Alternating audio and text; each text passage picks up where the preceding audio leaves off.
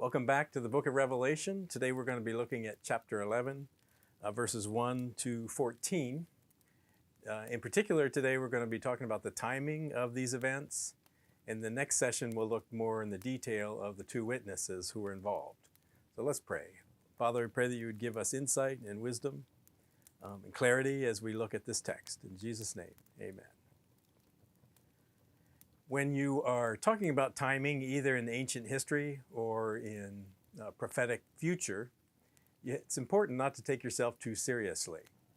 We weren't there, and we haven't been there yet, so we can't say dogmatically, this is the time, this is how it's going to be. But in this case, where I'm going to fit it into the 7-year tribulation time, I could be wrong, so we'll remember that.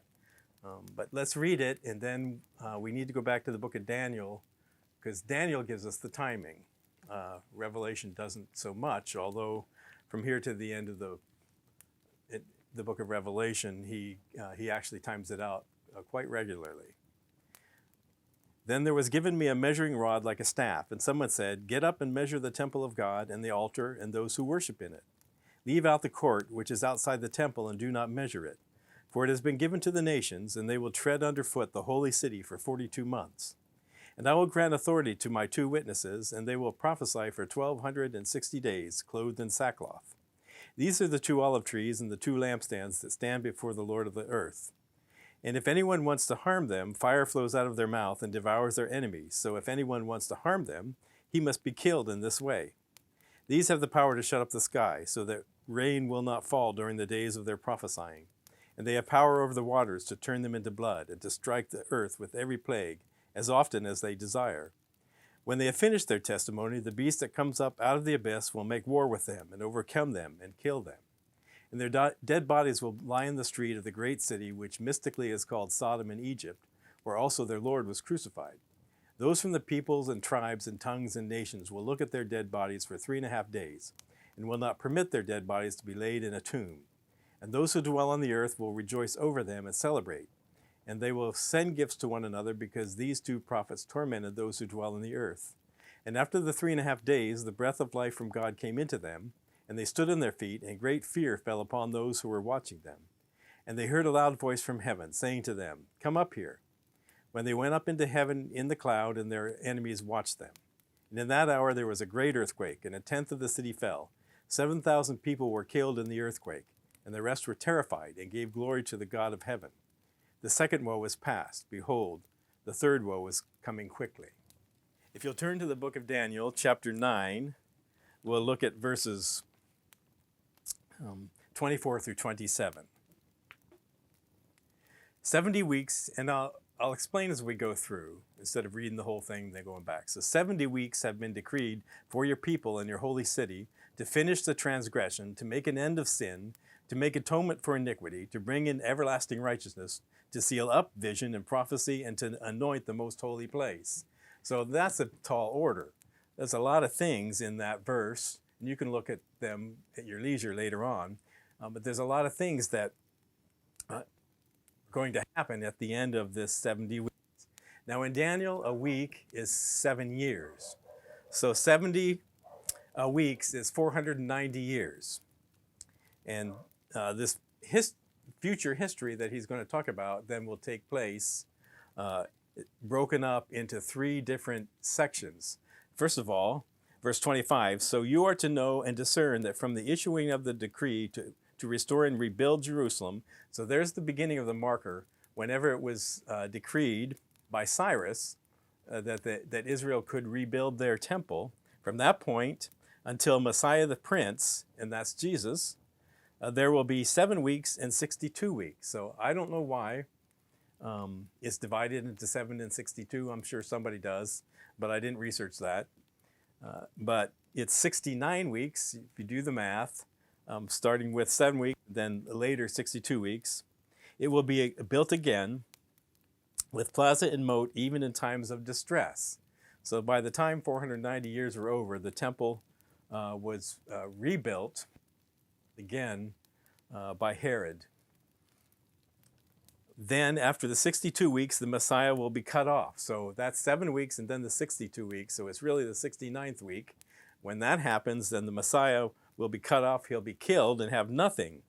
And the people, and so when Jesus died, he had not set up the kingdom that he came to set up, because we know that the first time he came to die for our sins. The second time he comes, he's going to set up his kingdom. Then after the 62 weeks, the Messiah will be cut off and have nothing, and the people of the prince who is to come will destroy the city and sanctuary, and its end will come with a flood. Even to the end there will be war, desolations are determined. The prince who is to come, in Daniel, he mixes together two events, actually three events. The first event is Antiochus Epiphanes, who was a Greek ruler of the area north of Israel, Syria, and he came in at one point and took over Jerusalem and went into the temple and sacrificed a pig on the altar. That was the first abomination of desolation that took place that Daniel talks about in a moment. And then the second event was in 70 AD when Titus came under the order of Vespasian, who was then the Caesar, and destroyed Jerusalem and tore down the temple. And then the third event is when the Antichrist comes, and he sets up his own abomination of desolation in the temple. And that will take place at this point. Verse 27, and he will make a firm covenant, is the Antichrist, and he will make a firm, or the prince that's coming, and he will make a firm covenant with the many for 1 week. So this is the 70th week.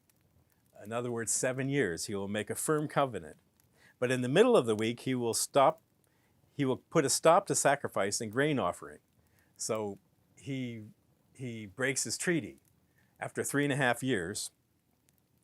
And he puts a stop to the sacrifice and the grain offering. And on the wing of abomination will come one who makes desolate, even until a complete destruction, one that is decreed, is poured out on the one who makes desolate. So what he's saying is that the Antichrist will come and he'll make desolate. He'll do this abomination, this desolation thing, but he himself will be made desolate in the end by God. In our section today, you probably missed it when we read it, but we have, after all the book of Revelation, all the way up through chapter 10 and half of chapter 11, we haven't seen the Antichrist at all. But we know here in Daniel that he's been there. For the tribulation period we're looking at is this 7-week period, the 70th week. There's been a gap between the death of Jesus and the beginning of this tribulation, which we call the church age. Now the clock is ticking again, and so we can time these events. We don't know when this is going to take place, and that's the great danger of looking at the future thing for a Christian, is that is putting a date to when Christ returns or when the rapture takes place. Many have done that. Jesus told us not to. So just ignore those who are placing a future date of when Jesus returned. We're waiting and we're anticipating, but we're not timing it. But once he comes, then, and this tribulation time starts, once chapter 6 of Revelation begins, then the clock is running, and there's 7 years. 3.5 have already taken place by the time we get to chapter 11. But before we return to, keep that in mind. The Antichrist has been on the scene. He's, to them, looks like a good guy. He's made a treaty. They've been able to rebuild their temple, or at least the temple worship, the sanctuary. And then he's going to try to put a stop to it at the 3.5-year point. Let's read again, while we think about that, the first couple of verses in Revelation. Really, there's two parts. There are verses 1 and 2, and then verses 3 through 13, which describes the two witnesses. So verses 1 and 2. Then there was given me a measuring rod like a staff, and someone said, "Get up and measure the temple of God and the altar and those who worship in it." Now, there's 2 times in the Old Testament where we have this kind of a measurement. The first place is in Zechariah chapter 1, verse 16. Therefore, thus says Yahweh, I will return to Jerusalem with compassion. My house will be built in it, declares Yahweh of hosts, and a measuring line will be stretched over Jerusalem. So here they're not going to measure the temple, but the entire city of Jerusalem. And then in chapter 2, he goes on with this. Then I lifted up my eyes and looked, and behold, there was a man with a measuring line in his hand. I make this point after reading that both times we see measuring in the Old Testament, just like here in Revelation chapter 11, it's a man who does the measuring, not an angel. In chapter 21, when they measure the New Jerusalem, an angel does that. But here it's a man. I think it signifies that this humans are going to be active in whatever this means to measure. Verse 2, so I said, where are you going? And he said to me, to measure Jerusalem, to see how wide it is and how long it is. And behold, the angel who was speaking with me was going out, and another angel was coming out to meet him. And he said to him, run, speak to that young man, saying, Jerusalem will be inhabited without walls because of the multitude of men and cattle within it. For I, declares Yahweh, will be a wall of fire around her, and I will be the glory in her midst, which is a cool text, but we're not on that today. We want to talk about the measuring. In Ezekiel chapter 40, verses 2 and 4, this time he's not measuring the whole city, he's measuring the temple. And the measurement goes on for 3 chapters. We're not going to read all that, but just this beginning. In the visions of God, he brought me into the land of Israel and set me on a very high mountain, and on it to the south there was a structure like a city. He brought me there, and behold, there was a man whose appearance was like the appearance of bronze, like a line of flax and a measuring rod in his hand, and he was standing in the gateway. The man said to me, Son of man, see with your eyes, hear with your ears, and give attention to all that I am going to show you, for you have been brought here in order to show it to you. Declare to the house of Israel all that you see. And then he measures everything, and he tells, and Ezekiel understands the measurement, and he writes it all down, and it's very tedious when you read through it. It's hard, at least for me, to picture everything they're doing. But the point is that he's measuring it all and giving, just like Moses was given the instructions for the tabernacle, Ezekiel was given the instructions for this future temple. So back to Revelation chapter 11. Then there was given me a measuring rod like a staff. So now the prophet is the one measuring. In the past, the prophet was watching a man measure. Here the prophet himself, John, is given the measuring staff to measure. And I think that's significant. We saw before that he was given the little book to eat, and then he said that he would be prophesying again. And I talked about at that time that it seems like those of us who have been raptured and resurrected will have work to do back on earth. Invisible work in a sense, but in the future, visible work. But here it's an invisible work that we may be involved in. I'm not sure about that, but there's a reason why John, the prophet, is the actor in this case.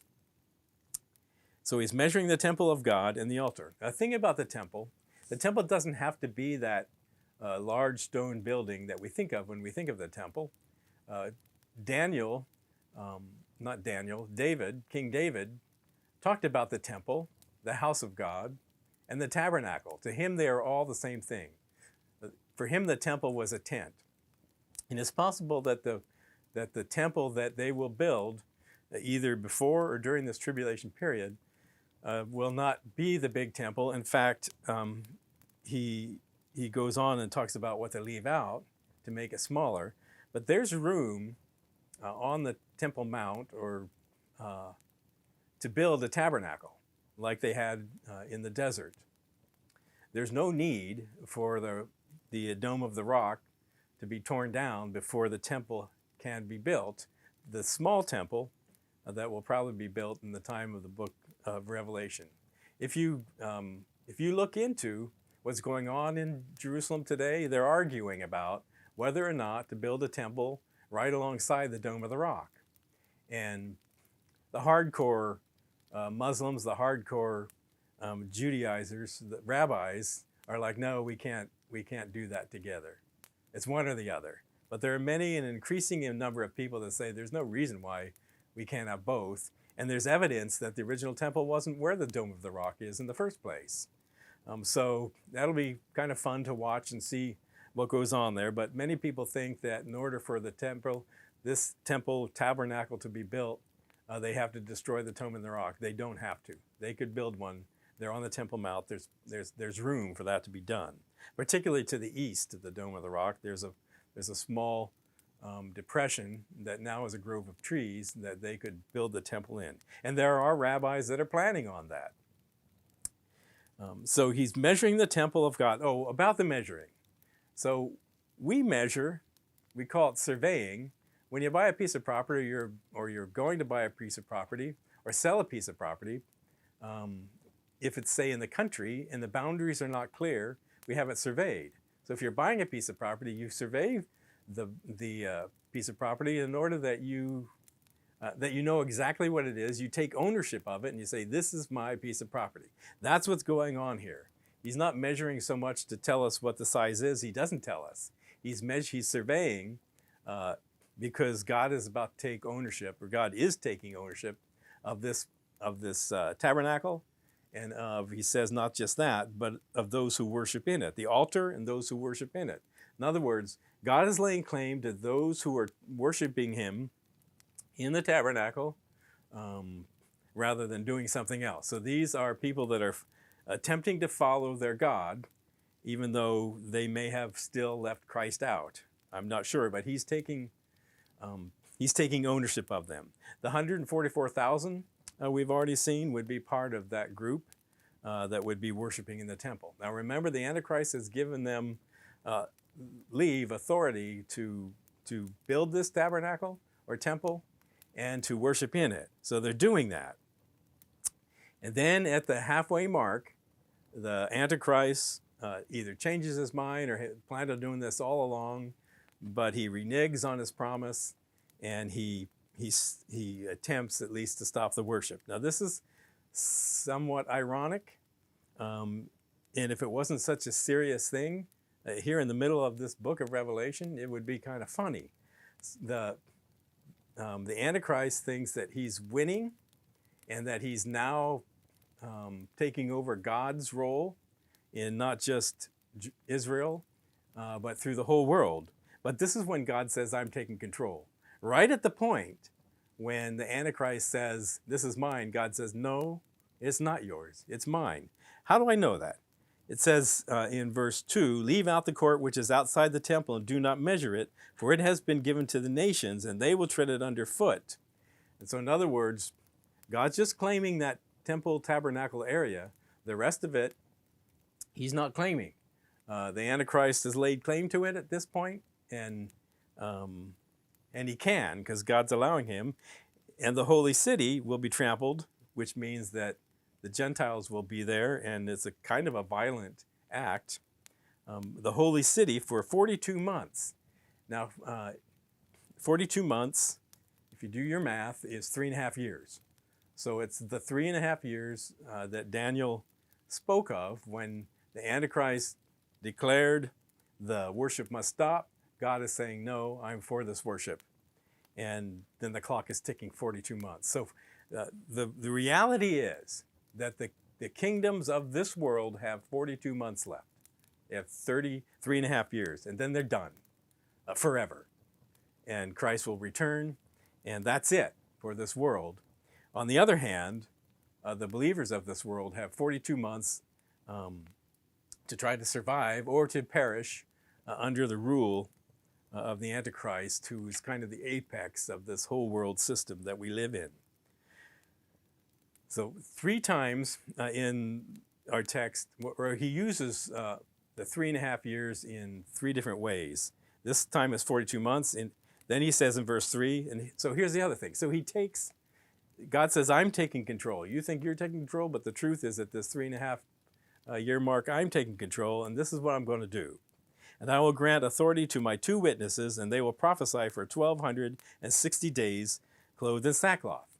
Now the ancient month was 30 days each. They didn't have a month of 31 and a month of 28. They were all 30 days. Then they would have a leap time to catch up.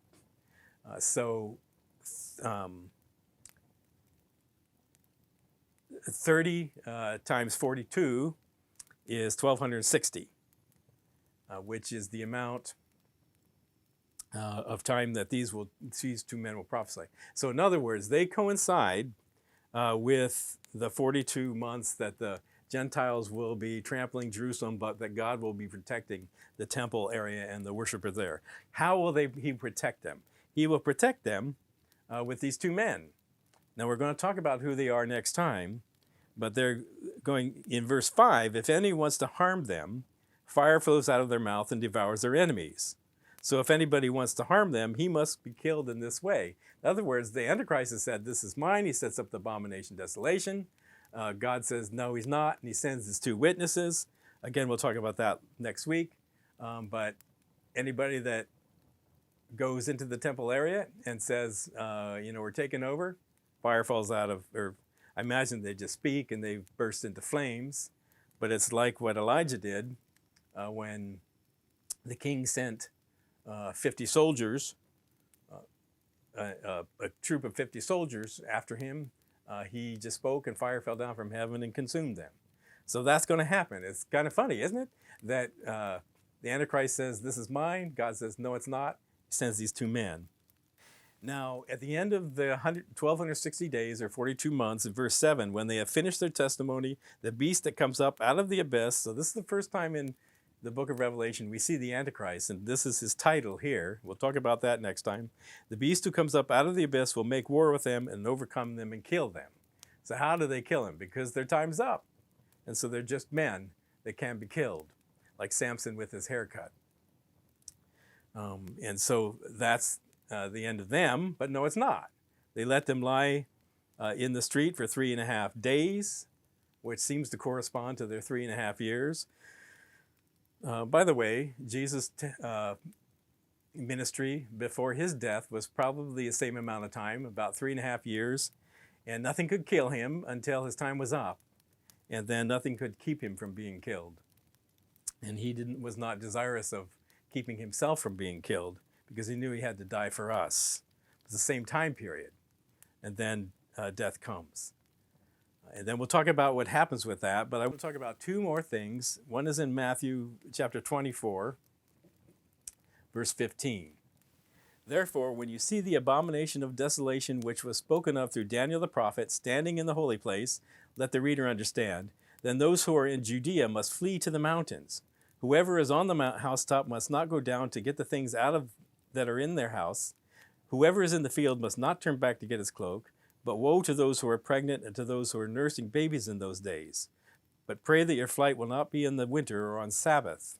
For then there will be great tribulation, such as has not occurred since the beginning of the world until now, nor ever will.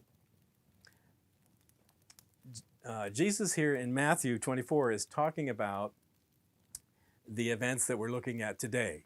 The abomination of desolation at this point is the middle of the tribulation period, what we think, which begins what many theologians call the Great Tribulation, the last 3.5 years. And Jesus is warning the Israelites, when you see the Antichrist set up the abomination of desolation, get out of town. You've got no time. Don't go back home if you're at work, just flee.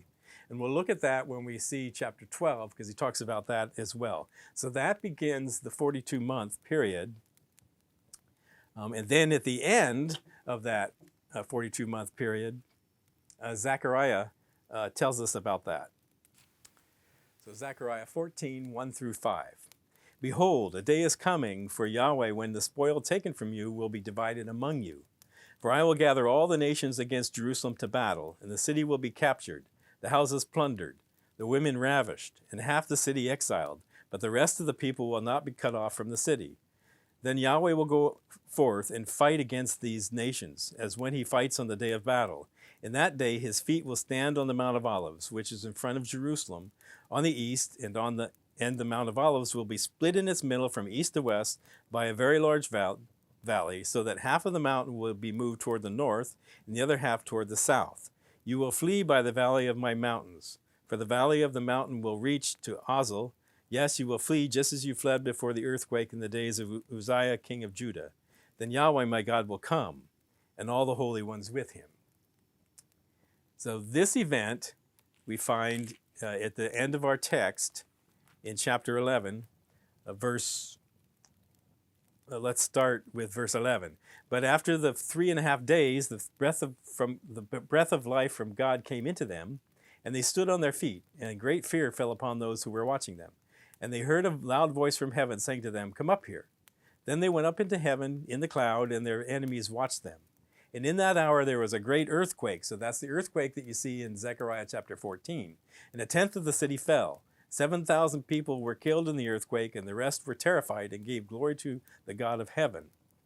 So there's the timing there. The abomination of desolation sets in motion the 42 months.